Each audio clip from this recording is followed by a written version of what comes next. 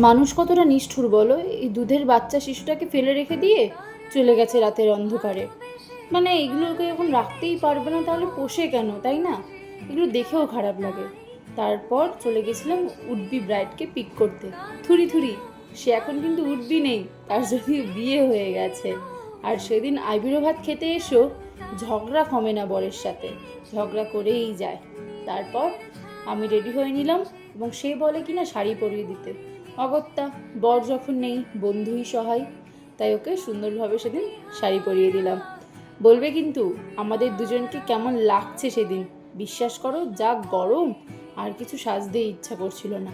তারপর ব্যারাকপুর স্টেশন থেকে যোগ হলো এই এক মহারানী। একে তো আশা করি ম্যাক্সিমাম কেউ চেনো, তাও বলে দিচ্ছে, এর নাম অদিতি।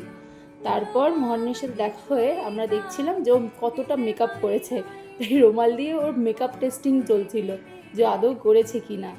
তারপর এই যে সুন্দরীকে বসিয়ে দিলাম খাওয়াতে। সেদিন চলে গেছিলাম কলকাতা রাজবাড়িতে ওকে আইবুড়ো ভাত দিতে। তোমরা তো ওর আইবুড়ো ভাত ব্লগ দেখেছো এর আগেই। তারপর ওকে কাঁদাচ্ছিলাম, একটু বল কেমন লাগছে, কি কেমন ফিলিংস হচ্ছে, এইসব বলে ওকে রাগাচ্ছিলাম। যাই হোক, অনেক বেলা হয়ে গেছে। আমরা অর্ডার করে নিয়েছিলাম গন্ধরাজ ঘোল এবং কাঁচা লঙ্কা ধনেপাতা মুরগি।